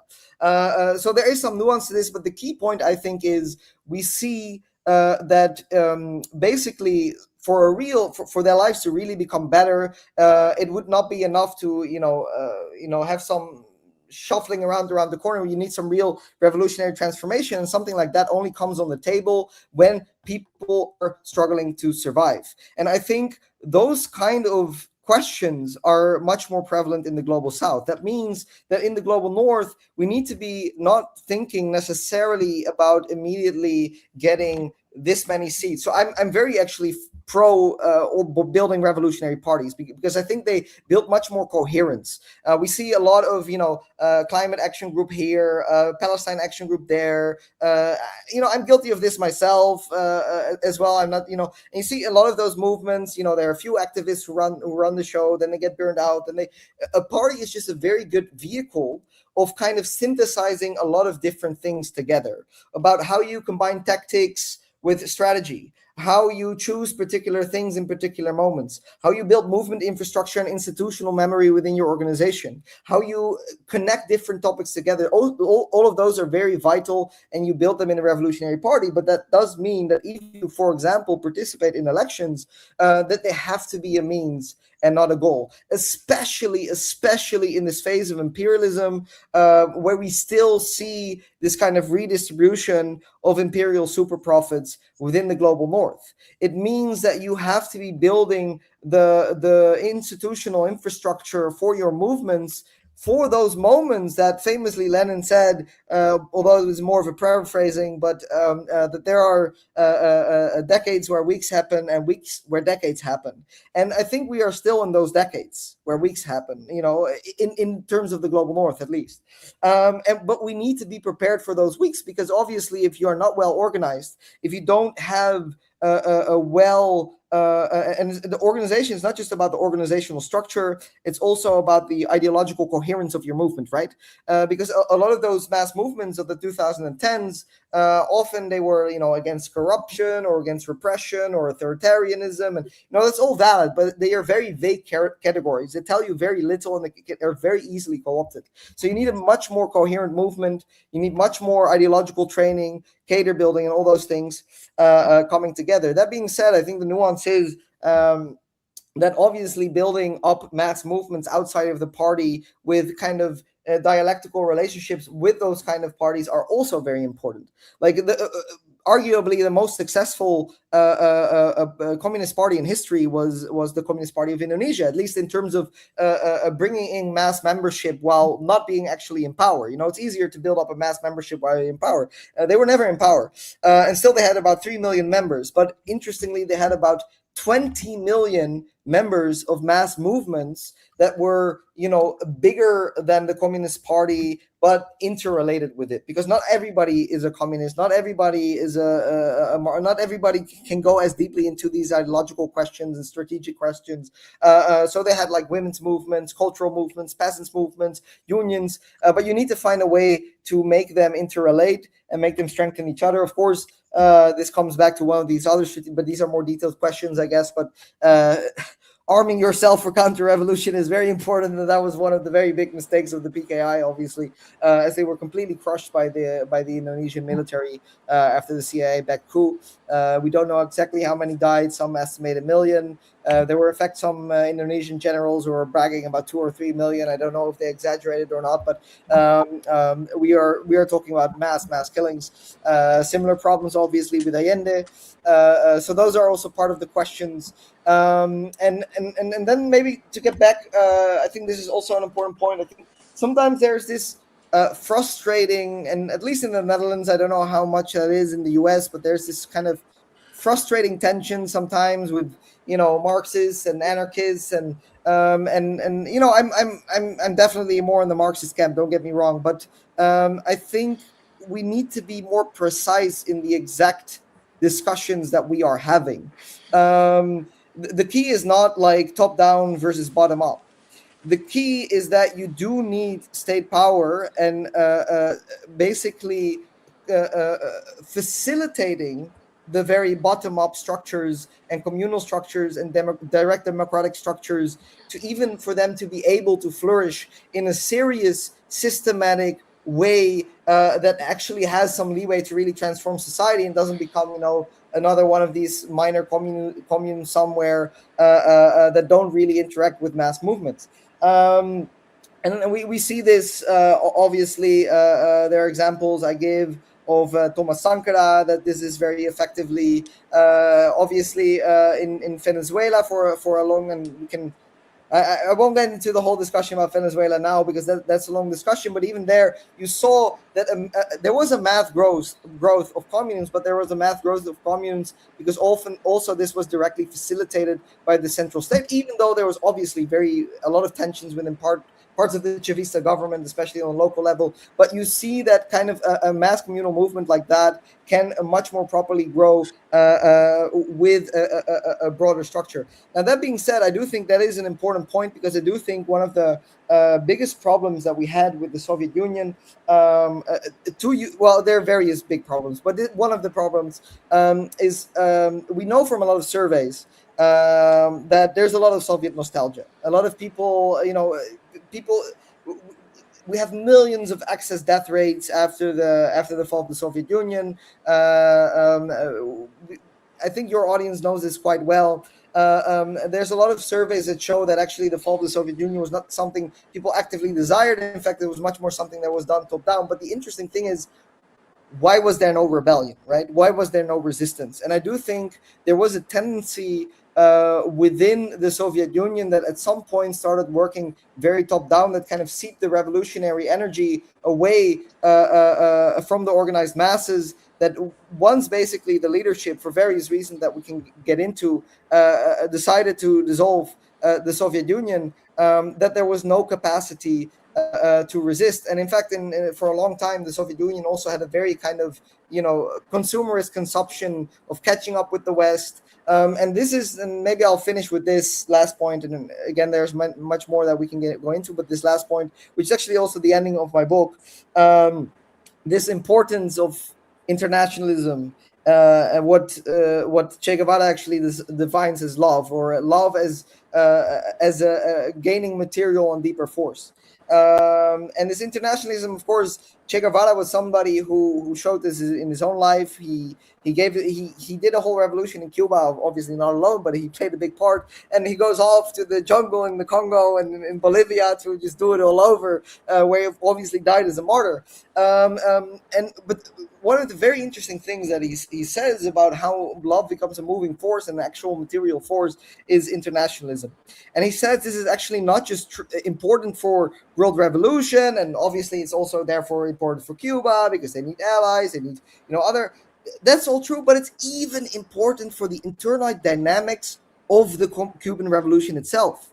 Because there comes a moment, because the revolution is successful, when people have their wages, better wages, their health care, their roofs above their heads, and the kind of and generations passed, and at some point people forget, about the Tsarist autocracy and the harsh life they were facing, or the Batista dictatorship. They get used to that, and they become, I think it was drowsy or something like that. That you start to basically sit on your ass at some point.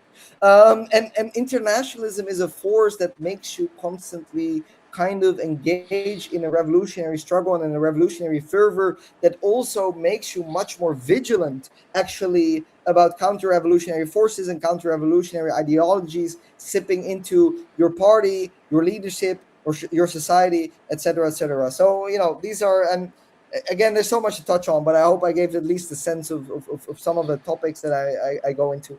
And I want to say again, I think strategy is really one of the most difficult things there are. Actually, it's much easier actually only to talk about problems. Strategy becomes, it's also about, in some sense, predicting the future, deciding within that context what is most strategic to do. So I'm saying this also with a certain level of humility, and I mentioned this in the book. But why I do feel it's so important to go into this is that I feel like we need to be having those discussions. We really, really need to be having those discussions, because if you don't actually discuss strategy, you will not get anywhere. So 3 small points of information, and then I'm going to turn it over to Adnan again. You mentioned Soviet nostalgia in the post-Soviet space. Listeners, I'm sure by now, all know that I live in Russia and have lived in Russia for 5+ years at this point. And without giving too much away about where I work at a place that has Stalin posters, banners, busts, and statues in it. In all of the different buildings, you'll find at the minimum a Stalin poster, but in some of the buildings, we have like life-size statues of Stalin that you have to walk past to get in. So Soviet nostalgia, alive and well. Point of information number 2. You mentioned Zach Cope earlier, Chris. We have a very interesting episode of Guerrilla History from a couple of years ago, just after Zach Cope's very strange break or breakdown. This episode is called Political Traitors and Sellouts, and it's with J. Mufawad Paul and our friend and Zach Cope's former contributor or collaborator, Emmanuel Ness. And that was a really fascinating conversation. So if you want to know more, not only about the Zach Cope situation in general, but this phenomenon that we have on the left, unfortunately, where there's people that seemed like very good comrades, and in many cases even did some very good work, becoming political traitors and or sellouts. There's an episode for you in the Guerrilla History feed with 2 really great guests that you should check out. And point of information number 3, you mentioned that the consumptive nature of capitalism is not necessarily always the best for generating healthy lives for people. And you cited the fact that China's life expectancy is fairly significantly higher than the United States is at this point, despite the fact that on a per capita basis, there's less money in China. It's the system that's different. The point of information is that earlier this week, I was on Press TV, Iran's English language television network. And just before my interview on the show started, their Ministry of Health, the Iranian Ministry of Health, had just published their new life expectancy statistics, and they had just broken 80 years as their average life expectancy, which listeners will know is over a year longer than the United States. This despite the fact that the United States is currently waging not only an actual military war, but is now openly stating, even though it's been the case for several years, that they're waging all-out economic war on Iran. Even despite this, life expectancy in Iran, it's higher than in the United States. So there's my points of information. Adnan, I'm turning it back over to you. Well, you've been so generous with your time. Just another maybe follow-up to these important points that you were raising about the strategy and approach. You mentioned in this kind of final chapter where this discussion happens, which I think is a brilliant kind of discussion. It covers a lot of things we don't have time to talk about, but maybe eventually we'll get around to discussing some of them. But you mentioned that Samir Amin, the great kind of political economist, radical scholar, recommended that there should be a fifth international, which would welcome socialist and anti-imperialist forces from around the world. And I think part of that call was to open up the kind of dialogue and approaches to some extent to be a little bit more inclusive and less like some of the earlier iterations that had Western kind of Marxists dominate. And it reminds also of a quote that you cite here of a Global South activist, I think from Egypt, who mentioned that it seems that all the theories flow from the global North, but maybe they're not so applicable because they haven't necessarily worked the way that we would have hoped and expected them to, and that there is a kind of exclusionary sort of almost a kind of intellectual imperialism and intellectual colonialism, even within these radical and critical circles, that doesn't appreciate and understand how the experiences from the global South, where resistance against the empire is most intense, most organized, and most has the chance perhaps to undermine the capitalist imperialist system, are sidelined and not learned from. And I think that's another important component in trying to think through is to overcome some of the chauvinisms and try and find what are the grounds of unity, right? Where we could build that ideological coherence that you're talking about, but be inclusive in the fact that you have to have a broader coalition and be open to the fact that your position may give you insight from one perspective, but this kind of all kind of encompassing theoretical kind of objectivity has to be textured by the realities of the experience in different historical conditions. And so I wondered what you might think in this context, something that wasn't discussed very much in some aspects of this work, but I think is of deep interest to myself, is thinking about the fact that, for example, right now, the Islamic resistance, whether it's in Palestine, southern Lebanon, or the fact that Iran is a revolutionary anti-imperialist state that is, really the linchpin for continued resistance across the region, as you discuss and mention, has a religious ideology, and yet this is something that seems like it must not be integrated into the broader coalition and conceptual understanding of what the pathways forward for anti-imperialism might be. And I know for a fact, of course, someone like Samir Amin was like an extremely secularist kind of person. He really opposed, and you could understand why he would oppose, especially during the Cold War. Many of these religious movements were, of course, part of Cold War policy and the kind of forms of culture that were sponsored by capitalist imperialist West to, achieve their goals and so on. But likewise, at the very same time, it is clear that that is the vanguard right now for people defending life, right, against imperialism. So I wonder what thoughts or recommendations you might have about how one can sponsor the genuine kind of dialogue and discussion we have to come together on, and what are the ways we can avoid divisive chauvinisms that actually won't contribute to our liberation, and understand that there might be slightly different cultural and political kind of dimensions to resistance from other parts of the world that have to be taken seriously and at least afforded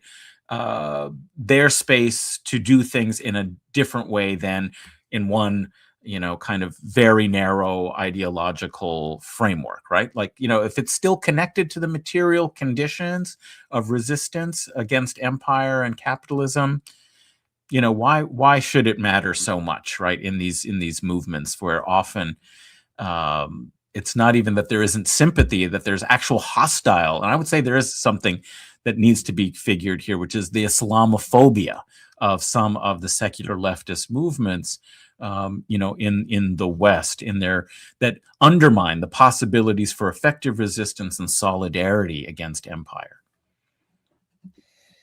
These are great questions, and I think this, if you are actually a historical materialist, I think it's also very important to actually look at the class basis of some of these various religions. I think it is a very Eurocentric idea.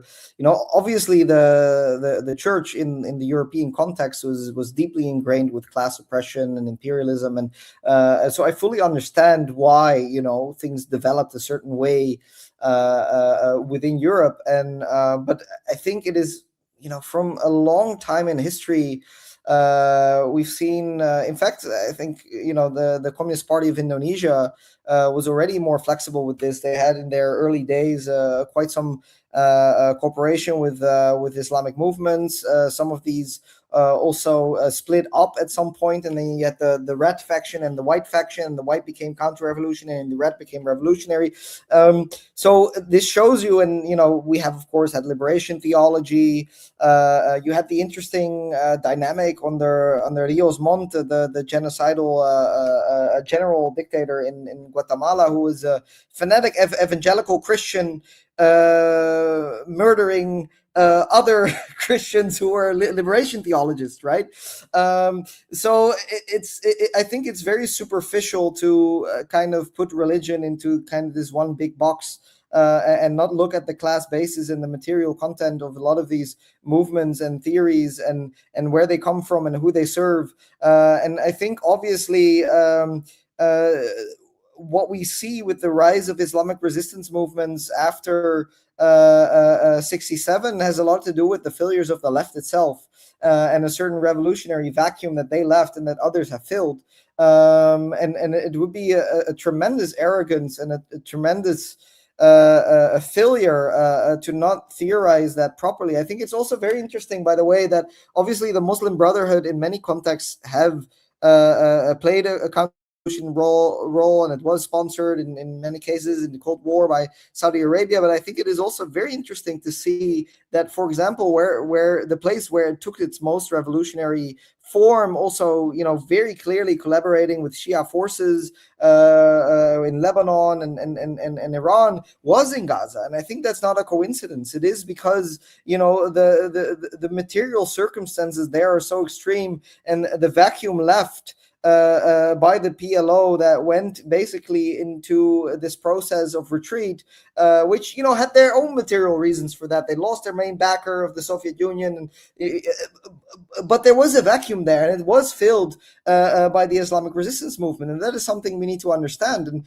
And you also see there's a huge difference, material difference in, like, you mentioned, Henry, how much also Iran has delivered in terms of material improvements of living standards within Iran itself. I think it's useful to think also a little bit more complex sometimes, and little bit more how hybrid a lot of movements are, how many tensions there are within certain movements, different tendencies, different factions. But the Iranian Revolution itself was, of course, a revolution against colonial powers, and against, literally, basically in the shadows of a Mohammad Mossadegh, who was overthrown, and after he wanted to nationalize the oil industry, and they took it back. Like, this is the history, and actually that was a very broad coalition. Communists were part of that, and yes, we can go into, some of the communists were later betrayed, and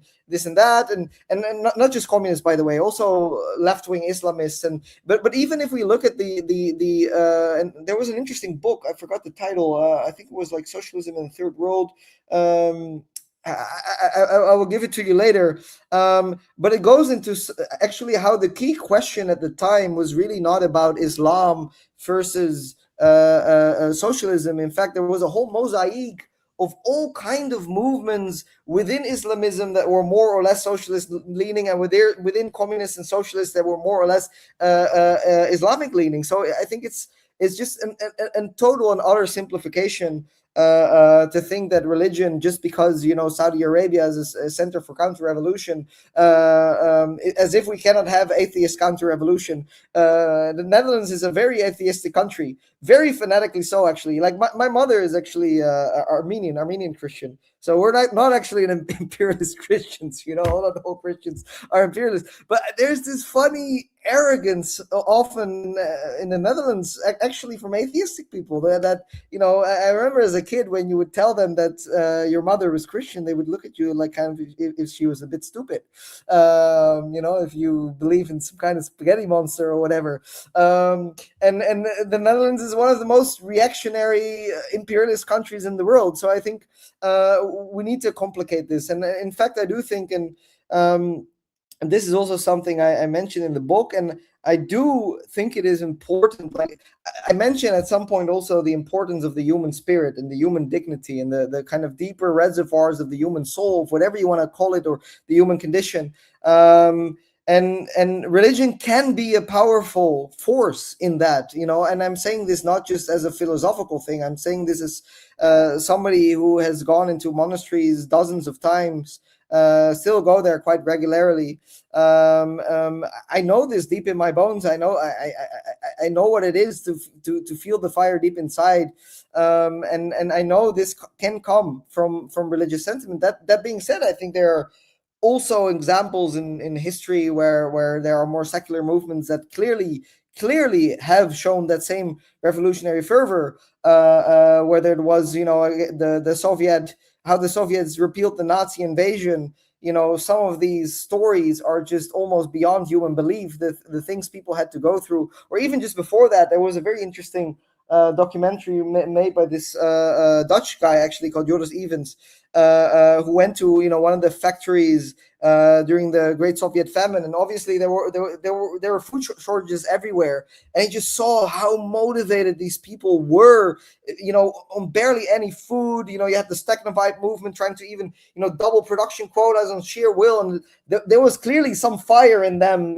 driving them. He said just being with them, he felt it was almost surreal. Like, so obviously I'm not saying like that religion is the only force that can do that, but it has clearly been an important force, and it has also been an important force. And I was thinking about this question actually before this interview, because I know, Anan, that you think through the question of spirituality and materialism quite a lot. So that's why I was kind of pondering this question a little bit now. And I think maybe a reason why it's increasingly important now is that we're also living in the kind of an era of revolutionary retreat, and kind of in an era of some things are turning, but especially if we look at like the post-Soviet era, the so-called post-socialist or end of history era, and we're not completely out of that yet. Like we are out of the sense that capitalism is the end of history. Like everybody sees this cannot go on, but there is still, I think, this deeper depression within revolutionary movements and histories that it feels for a lot of people surreal to even talk about revolution. Maybe even more so, like in the Netherlands, I'm writing these books in Dutch, and first I was a bit annoyed with myself, like why did I write them in Dutch? I cannot reach a broader audience, and it was a project that got out of hand and everything like that. And but then people were like, no, it's actually very important because we even lost the language. It feels strange sometimes to write in Dutch about revolution. It feels almost like this weird 60s thing, even though analytically it's clear, even it's the same thing that you write in English, but it's something we need to start to feel again, start to develop again. It needs to become a real moving thing again. So it's actually very important that we start to also write revolutionary literature in our own languages. But again, it became a bit of a long-winded answer, but I hope I answered your question. Well, I really appreciate your willingness to discuss that. I mean, sometimes it's very uncomfortable for people, but I think you're taking exactly the right approach. It's not exclusively that religion provides it, but yet it has provided it. So it needs to be evaluated in its context. Is it contributing to liberation? Is it contributing, in this context, in this movement, to the possibilities for greater determination and commitment to human values of dignity, etc.? I mean, these are the questions to ask, not, is it religion or is it secular? I mean, so I think that's exactly the right approach. I'm wondering if you were thinking about the book Global Marxism, Decolonization and Revolutionary Politics by Simin Fadai. There's a good chapter in there about Ali Shariati and his contributions to the revolutionary kind of environment. But if it isn't that, then please do, later follow up and tell me. It wasn't, but now you gave me a great other tip to read. Okay. So well, also, I hope you'll tell me about the other book too, because it sounds good. Anyway, I want to just encourage everyone. This is a great book. It's really well written. And can you imagine writing in your second language? So, I mean, you're writing in Dutch, but you also wrote this effective, really excellent book that brings together so much. And, we didn't even get to talk about some of the other things about environmentalism and, kind of the corruption of environmentalism and other things. Maybe we'll have to, have a further discussion at some time and about that. But also, I think you also had some really remarkably astute and careful and balanced analysis of the place of China in this kind of new system and what to kind of expect, and getting out of some of the just polarized debates about it, because we recognize and understand China has to be defended against the imperialist system. And yet we also would hope that maybe they might be moving more in a way to contribute ideologically to the resistance of the global South. And, but it was a very balanced and interesting discussion. So that I really appreciated so many things about this book that I want to encourage everyone to go pre-order it now. It's available at the end of the month. I think August 26th is the actual publication date from Monthly Review Press. So I've put the link a few times. It'll be in, and it is, I think, already in the description. So go check it out. And but before we go, maybe you can tell people, besides ordering the book, where else to follow your work and how to connect with you, Chris. Thank you. That's great. So I have a website. It's just my name, www.chrisdeploeg.com. You can find most of my writings and books and other things there, and also the links to social media. I'm not as active on all of them as much as I should. This is the hard life of a writer, that I don't like social media, but I guess I have to be on there more. But then I'm very grateful for being able to be on podcasts like these. and to be here. And if people want to support also, by the way, I do have a donation button on my website. I don't have any research affiliation, no university paying my bills or anything like that. So it is a labor of love, but any support is of course welcome and appreciated. But yeah, thank you so much again for having me on the show. Again, this is one of the podcasts I have long appreciated. It is no coincidence that Jay-Z was here before. I told him he should come here, actually. And we actually co-wrote that piece that was on Monthly Review about the Maccabi riots back then. But obviously he was in city council at the time, so we sent him. But yeah, no, it was a real pleasure to be here. Very much appreciate your work. And yeah, who knows? I'll be back. I would be happy to do so. So yeah, thank you. Fantastic. Well, I want to thank Henry. This is a wonderful opportunity for us to do a guerrilla history episode. At the same time, we're doing a YouTube live stream of my office hours on Fridays. And so, Henry, tell the listeners where they can keep up with, support Guerrilla History Podcast and also your, other work. Yeah, because of the many layers of bans on social media and blocking, it's pretty hard to follow me personally. You can find me on Twitter at Huck1995, but I haven't been on there for a couple of years because of the blocks. But to support Guerrilla History, you can go to patreon.com/Guerrilla History. That's GUERRILLA History. I do want to just make one small teaser for the episode that came out today of Guerrilla History. It's a 3-hour-long episode of the history of Sudan from the moment of independence, kind of mostly post-independence through today. It's the second part of a series on Sudanese history. So in total, it's just shy of 6 hours. But the reason I'm bringing it up is because Chris had mentioned that if we're thinking of anti-capitalist and radical movements, many of them are religious. And the guest on the episode that just came out today went on a really great, very impassioned discussion of, again, how Islam and radical politics are often very closely intertwined. So for those of you who want to listen to that, it's the episode that just came out today, which is, again, part 2 of a discussion on the history of Sudan and also the present situation in Sudan. So you should definitely listen to it. But if you're looking for that spot in particular where Mohammed Khoujali, the guest, discusses the importance of understanding that there are numerous very politically radical and anti-capitalist Islamic movements throughout history, and that capitalism in particular likes to target Islam and Muslim communities. It's just after the 2-hour mark in the episode today. I just finished editing it, so I know exactly where it is. It'll be at like 2 hours and 1 minute in the episode. So do check that out. It's about a 5 or 6 minute long discussion on that specific point. So there you go. There's my suggestion for the day. But support Guerrilla History at patreon.com/Guerrilla History. Terrific. And I'm regretful I missed the episode myself, so I'm going to be listening to it as a listener rather than a co-host. Thanks so much, Henry. And thanks so much to all of you who have been in the chat. It's clear, really appreciated this discussion with Chris, and hopefully many of you will go out and get the book and be supportive of him and his excellent work.